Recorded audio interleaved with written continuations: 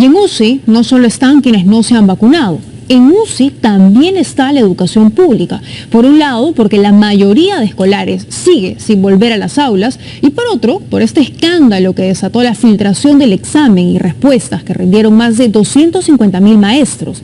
Eduardo Quispe nos trae testimonios de docentes que recibieron de antemano el examen, rindieron la prueba y hoy no saben qué determinará el Ministerio de Educación. Esta semana, el gobierno tuvo un nuevo fracaso: la prueba docente. Yo tengo un poco más de un mes en esta gestión. Yo me he encontrado con todas las cosas hechas. Excusas, como siempre, sobran. El silencio del profesor que nos gobierna y la negación ministerial son hasta ahora las únicas respuestas. Hay una polvareda en las redes sociales, hay una polvareda en WhatsApp, pero eso no son evidencias. Una polvareda que parece cegarlos ante los hechos y nuevos testimonios de filtración del examen que hoy conocerá. Sí, es este el que yo di. A las 10 de la mañana del viernes 12 de noviembre, un mensaje llegó al WhatsApp del profesor Núñez. El único momento que hace que sea el examen. He dicho en otra entrevista que cuando yo reviso el examen, pues me parece un examen en Word que puede hacer un niño de quinto primaria, porque era un examen sin formato. Juan Núñez trabaja en AUGE, una empresa que capacita a maestros que buscan ascender a través de los exámenes del Ministerio de Educación. Me volví a llegar por segunda vez el viernes a las 12, me volví a llegar por tercera vez el viernes a las 8, me vuelve a llegar veces sucesivas. El profesor se refiere al examen de nombramiento docente, que se realizó el sábado 13 de noviembre, y a los que asistieron 251.000 maestros. Y hasta que a las 2 de la mañana me llega el examen, una vez más y digo, espera, todo el día ha circulado, y como en días anteriores a los maestros yo les dije que siempre por esas fechas iban a haber estafas. Entonces es en ese momento que yo rendí el examen, sin la certeza de que el examen era. Lo que el profesor Núñez reenvió fue este archivo, un borrador con 50 preguntas. Aquí es importante dar detalles. El examen oficial tiene 90 preguntas, 50 de conocimientos generales y 40 de acuerdo a cada especialidad. Núñez reenvió, sin saberlo, las preguntas y respuestas de conocimientos generales. Que a las 12 del mediodía me habla una persona cercana y me dice, oye, ese ha sido el examen. Y yo le vuelvo a preguntar, ¿en serio ese ha sido? Claro, ese ha sido. Y empieza el batallón de llamadas. Eran alrededor de las 2 de la mañana del sábado. Faltaban casi 7 horas para comenzar a rendirse oficialmente la prueba, pero con solo 2 reenvíos, el rol de preguntas y respuestas llegó a 2.500 contactos. Son 10 grupos de WhatsApp que yo manejo, todos abiertos. 10 grupos de WhatsApp, y de los 10 grupos de WhatsApp son 250 cada grupo. De tal manera que 250 por grupo, 10 grupos, les ha debido llegar a 2.500 personas. Uno de esos contactos fue el profesor Alberto Quijano, maestro en el Braen desde hace 10 años. Su última clase presencial la dirigió en un colegio de Pichari, provincia de la Convención en Cusco, donde actualmente vive. Me llega a las 1:58 de la madrugada ese documento y lo miro, ese archivo desde las 5 de la mañana lo abro y lo comienzo a leer las preguntas. Yo tengo ingenuamente, yo digo, ¿cómo va a ser? ¿Cómo puede llegar a compartir? A mi grupo de WhatsApp casi somos 300 personas. Quijano fue a dar su prueba mientras leía las preguntas que había recibido. Al llegar a su carpeta y comenzar a desarrollar las respuestas, se indignó. Pues mira, ya voy respondiendo, bueno, y algunas ya voy recordando y van coincidiendo las preguntas que yo leí en el examen. Lamentablemente van coincidiendo, son las mismas. Según el profesor, las primeras 50 preguntas del examen, es decir, las generales, eran las mismas que horas antes había recibido en el grupo de WhatsApp de la Academia AUGE. Si yo habría tenido, ¿cuántos no lo han multiplicado? Y para tener una respuesta a esa multiplicación, es necesario primero entender esa especie de explosión digital llamada viralidad. La viralidad es el término pues, que se utiliza en redes, el término coloquial, ¿no? Se hizo viral, y si lo transformamos la palabra viral a matemática sería efecto exponencial. Se explica la viralidad como un efecto exponencial, ¿no? Que va creciendo no de manera lineal, así como está mi dedo, sino así para arriba. Para intentar llegar a una cifra, usemos de ejemplo el caso AUGE, donde el profesor Muñoz, en solo 2 reenvíos, compartió el archivo con un promedio de 2.300 contactos. Imaginando que de las personas que iban recibiendo el documento, solamente un 50% lo compartía. De esos 3, pero solamente un 50% lo compartía. En la cuarta compartida ya hubiese llegado a 72.000 personas. En la cuarta, ¿no? Compartir, reenviar, 4 veces, 72.000 personas. Si es que el 50% no lo hubiese compartido.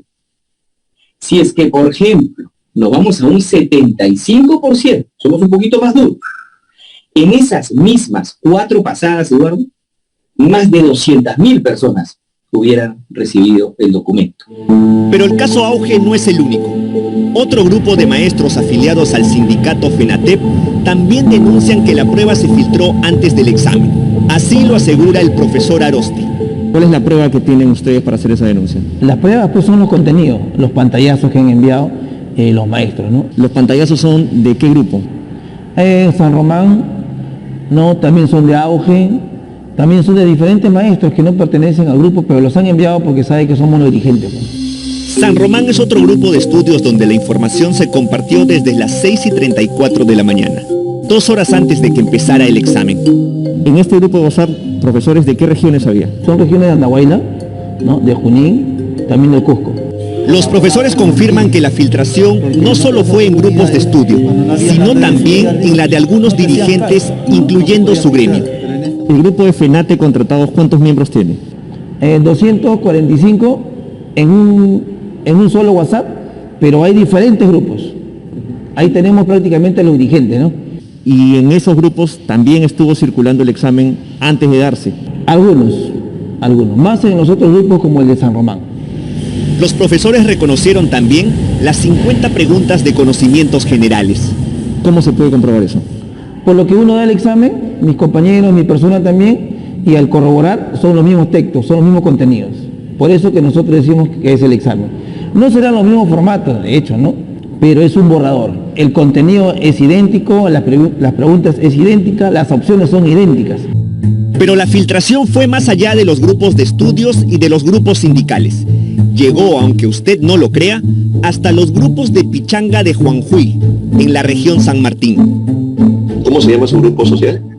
Peloteros. Como es grupo de peloteros, van adicionando algunos amigos que se van a jugar, lo adicionan. Y cuando figuraba en el grupo social, ¿ya aparecía con el subtítulo de enviado muchas veces? Sí, reenviado muchas veces. Para corroborar el dato, el profesor Peña reenvió el archivo a su grupo de estudios llamado Cáceres, donde repasa para su próxima evaluación de ascenso, que será en diciembre. Y fue ahí donde confirmaron que eso era el examen, o parte del examen, ¿no? Porque en ese archivo que he reenviado solamente están el aspecto de comunicación y de matemática, más no así de la prueba de conocimientos pedagógicos. Pero el profesor Peña se equivoca. Según testimonios, no solo se filtraron las pruebas y respuestas de conocimientos generales, sino también las preguntas de la especialidad de primaria. Es bien claro, el examen sí es el que yo di. El sábado 13 al mediodía, mientras muchos aún resolvían sus exámenes, en el grupo de estudios Desarrollo y Líderes Docentes, el profesor piurano Darwin Lazo compartió las preguntas de la especialidad de primaria en el grupo de WhatsApp que administra. Esta vez ya no eran un archivo reenviado, sino cargado por él mismo. Lo tuvimos como lo tuvieron casi todos los docentes al final, que es obviamente porque lo reenvían, ¿no? Nosotros lo descargamos y lo vemos y simplemente lo compartimos como otro material, ¿no? Porque, como ustedes sabrán, antes del examen pues nosotros no teníamos conocimiento de que era el examen, ¿no? Lazo asegura que no sabía que era el examen oficial. Sí, como lo oye, el examen oficial, una afirmación que sus propios alumnos, también docentes de primaria, le confirmaron luego del examen. Sí creímos. ¿Se han llegado a corroborar que ha sido el examen que dieron? Claro, obviamente, como le digo, ya después de dar el examen y obviamente después de ver el escándalo, no que se ha generado, sí, pues no, porque los mismos docentes decían sí, ese efectivamente fue el examen. Pero los alumnos de Lazo no son los únicos que hacen esta afirmación. Buscamos a 2 maestros de primaria que dieron el examen para revisar el documento filtrado en el grupo de estudios de Piura. Ahí está, ese gráfico, sigue de la iglesia, los bomberos, ese gráfico. Es el examen que yo doy, es el examen de mi área, de mi de primaria. ¿Qué distancia debe tomar el niño? A la distancia, ahí están las preguntas. Ese es el examen, efectivamente, señor periodista, es el examen. El profesor Quijano reconoce el examen por las gráficas en las preguntas finales. De igual forma lo hizo la profesora Beatriz, maestra en la provincia de Chupaca, en Junín. Quería que vea este documento, por favor, y quería saber si este fue, no solo en contenido, sino en el formato de las hojas, el mismo examen que usted dio el día sábado 13. Sí, es el mismo examen que yo di. Lo puedo ver claramente acá en los gráficos, sobre todo. Me recuerdo muy claro de esta pregunta. Acá también me puedo recordar de este croquis, donde el niño tiene que hacer un recorrido. Es bien claro, el examen sí es este el que yo di. La maestra Beatriz se apellida Quilla, luna en quechua. Paradojas de la inocencia, fue precisamente ahí donde se sintió cuando notó que a su alrededor todos terminaban sus respuestas, menos ella. Yo me he demorado 4 horas y media en dar mi examen. He sido una de las últimas que salió de mi salón, pero para mi tristeza, cuando la señorita que nos cuidaba nos dijo, ya falta 1 hora para que termine el examen, pasen a la cartilla sus respuestas. Era tanta mi concentración que levanté la cabeza y me di cuenta de que la mitad de mi salón ya no estaba. Éramos pocos los que habíamos quedado y me desesperé al ver que la mayoría habían salido y yo dije, tan difícil para mí y para ellos tan fácil, me puse a hacer más rápido el examen. Para este reportaje le pedimos una entrevista al ministro Carlos Gallardo, pero no respondió. Tocamos también la puerta del Instituto Nacional de Estadística, INEI, encargados de imprimir, trasladar y resguardar las pruebas, pero el área de prensa nos comunicó que no declararían. Ustedes no van a conceder ninguna entrevista hasta que la investigación fiscal termine, ¿eso entiendo? Sí, definitivamente. El jefe del INEI, Dante Carhuavilca, dijo ante la Comisión de Educación del Congreso que los exámenes tienen chips, códigos de barras y un sistema de alerta ante impresiones. Sin embargo, según información periodística, en el reporte de incidencias emitido el 17 de noviembre, se reportó la pérdida de un cuadernillo de prueba y 5 fichas de respuestas. Por su parte, el ministro de Educación no asistió al Congreso y pidió que le reprogramen su cita ante la comisión respectiva.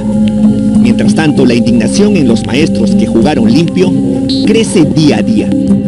Pienso de que como se ha regado como pan caliente, estos exámenes han llegado a las manos de cuanto ha podido y tal vez le han dado una leída, así hayan pensado que haya sido o no haya sido el examen, han tenido la oportunidad de leerlo. Y eso ha quedado en sus saberes previos de esas personas, por lo menos al ir al examen ya con más facilidad han rendido el examen. Han tenido demasiada ventaja. Y sí, hubo alevosía y ventaja, términos que en modo alguno logran ocultar lo que en realidad es viveza criolla, trampa, fraude. Práctica nacional que termina dejando muchas más heridas de lo que imaginamos. Siento indignación y me duele decir esta palabra, pero con dolor lo voy a decir. ¿Cómo dueles, Perú? Dueles porque queremos empezar y nunca empezamos a tener conciencia de qué es bueno y de qué es malo.